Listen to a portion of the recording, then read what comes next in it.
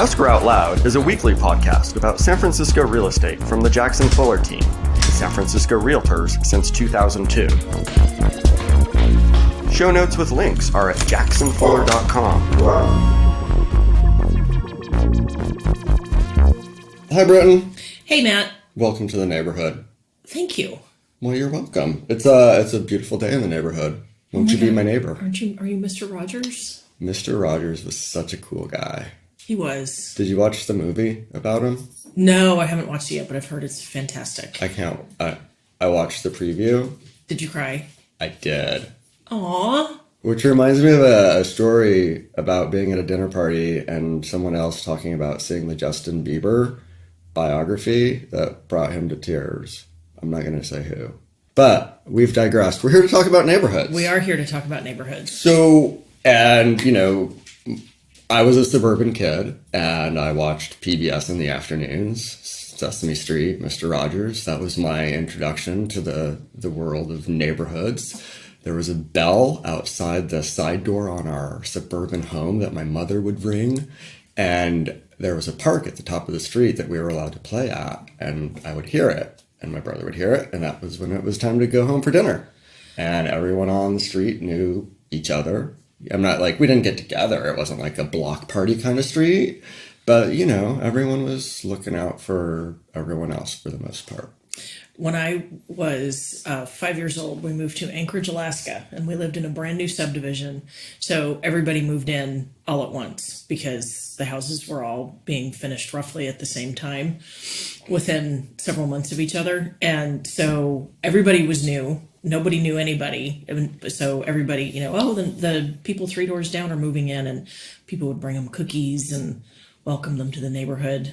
That's got to be kind of an interesting experience. Like, I never lived in a brand new neighborhood that was just forming like that. Mm-hmm. We always lived in established neighborhoods. And I went from suburbia to rural Michigan, a very small town where you got the first day of deer hunting season off as a school holiday. Wow. That was culture shock. And then, of course, I've lived in San Francisco for the last, 20-ish years, which are a very urban city. Well, until you get to the west side. And I have to say, I love the wilderness. I love being outdoors, and I love cities. But suburbia just seems like a poor compromise. It is very kind of middle ground. I mean, you're not in the dense area of a city, but you still need to get in a car to do most things. Well, it's interesting because, the west side of San Francisco kind of has these early versions of suburbia residence parks where, they were built kind of roughly starting around the, 1910, 1920, and it was trying to get away from the hustle and bustle of the busy city. And it was kind of that first take on trying to bring nature. Yeah, and calling them residence parks was supposed to be very descriptive of the fact that some of them have wider streets, like St. Francis Wood has wider streets. And many of them have, if not full-size parks, they have open green space, maybe the size of a lot or two that was preserved as open green space. And St. Francis Wood and Ingleside Terraces, they have like the big roundabout traffic circles with greenery in the middle of them. And what this intersection needs is some shrubbery. Exactly. You mentioned something that I've often wanted to do, which is measure the width of San Francisco streets by neighborhood. God, you're weird. Thank you, I know. But there's the street in Sunnyside where people, even when they park halfway on the sidewalk and fold their mirrors in, still, like, those streets are so narrow that bad things happen consistently. There's streets in certain neighborhoods that by all rights should either have no parking on one side of the street or be a one-way street. Yeah. But there are streets where parking is allowed on both sides and you cannot in any way, shape, or form fit 2 cars through it. So people do the bob and weave. Hello, Bernal Heights. Well, and it's Is it Congo in Yeah. Yeah. Yeah. That street is so skinny. So skinny.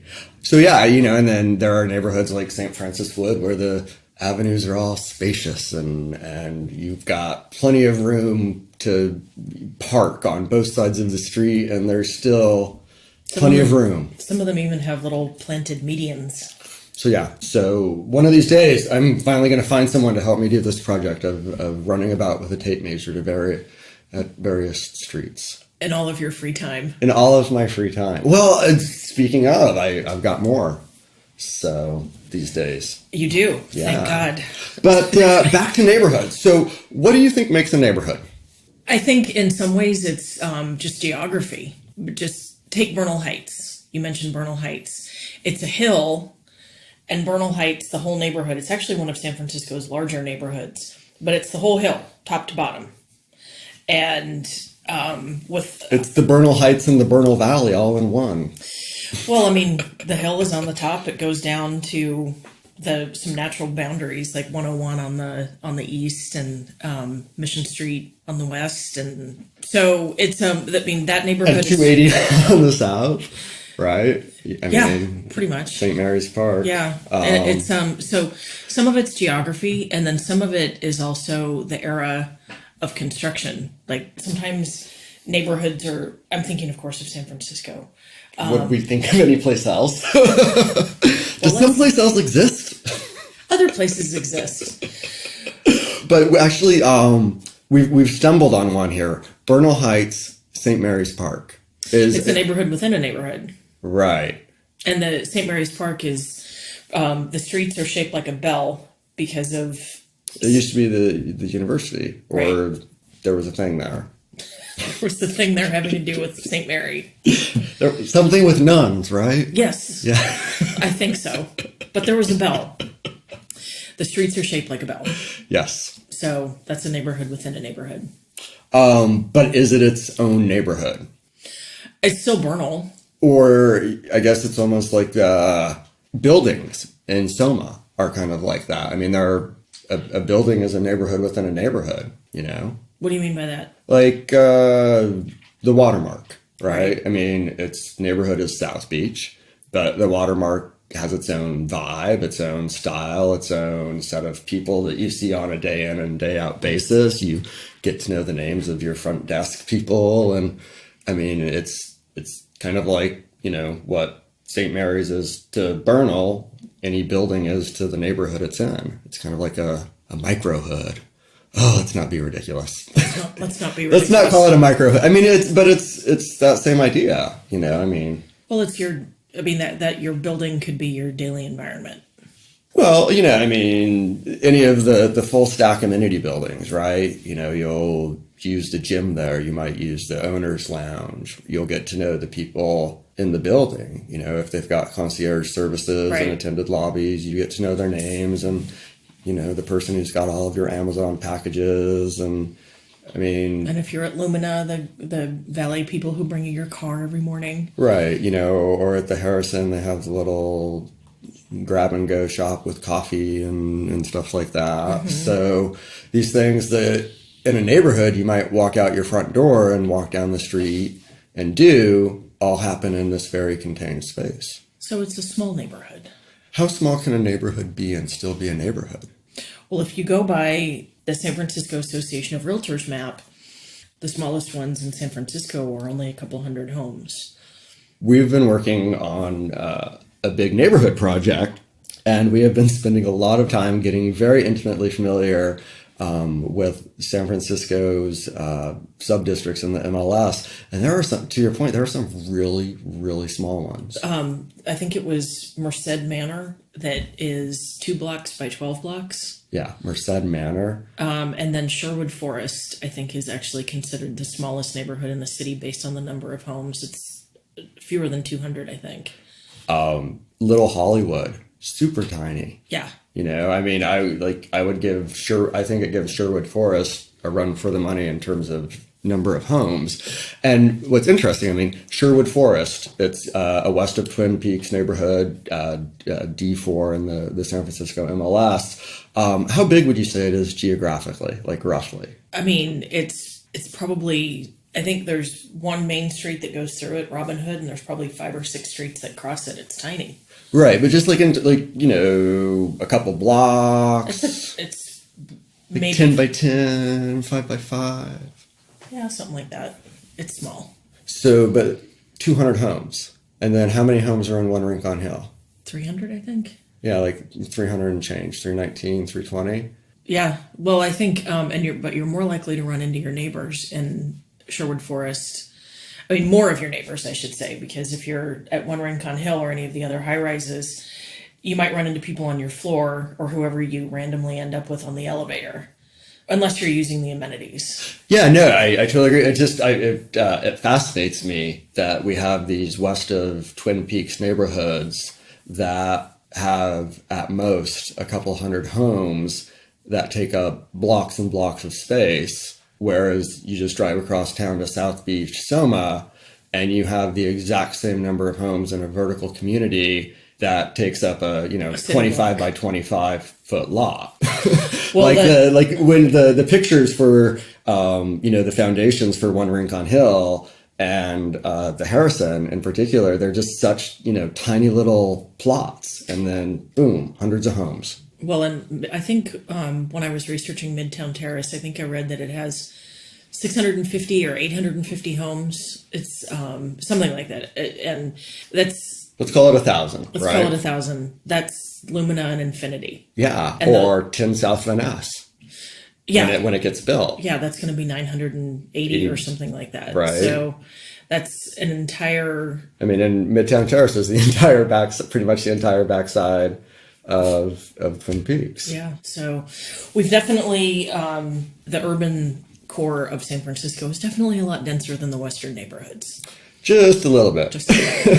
So we're sitting here talking about what we think makes a neighborhood, but we live in San Francisco, which has a department for everything, and the planning department actually has a webpage dedicated to what makes a neighborhood. What do they say makes a neighborhood? 8 things. You ready? Yep.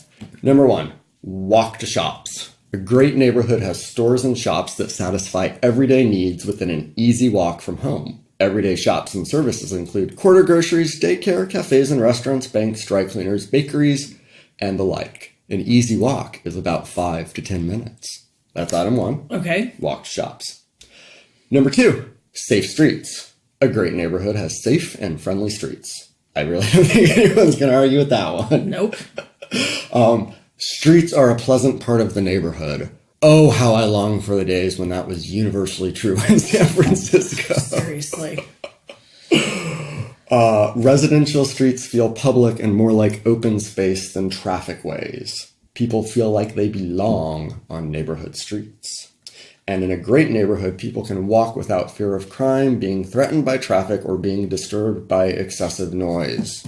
That is a very idealistic definition. I was going to say. All right. Get around easily. Item number 3. A great neighborhood has many choices for moving to, from, and within it. Great neighborhoods make it easy to move about on foot, by bicycle, transit, and auto. They accommodate the car, but allow people to live easily without one. This is just like such from the City Hall. It's so pie in the sky. Item 4. Housing choices. A great neighborhood has a variety of housing types, a mix of houses, flats, and apartments of various sizes to meet different needs and preferences. Next up, gathering places. A great neighborhood has places for people to meet, talk, and be neighborly. Public gathering places include parks, plazas, sidewalks, and shops. City services. A great neighborhood has a full range of public services for residents, including parks, schools, police, fire stations, libraries, and other amenities. Number 7, special character. A great neighborhood has its own special character, shaped by physical settings, streets, buildings, open spaces, history, culture, and the people who live in them. In great neighborhoods, these attributes combine in unique and memorable ways. And finally, part of the whole. Great neighborhoods make great cities. Great neighborhoods stand out on their own, yet are connected to the city. They can be a refuge for their residents, but are also a part of the city's wider community. That is the gospel of good neighborhoods from the San Francisco Planning Department. Oh, I love this city. Me too. So, how many neighborhoods does San Francisco have? It depends on who you ask. If you ask, I'm asking you. If you ask the San Francisco Association of Realtors, it is 89 neighborhoods At the moment. at the moment. If you go back to like the 1964 MLS books, which I have because I'm me, we had a lot less when we started the multiple listing service. I'm not surprised. So, for example, what is now Western Addition has always been a neighborhood that's been in the multiple listing service for San Francisco. It used to be huge. Be enormous. It used to be essentially the 94115 zip code.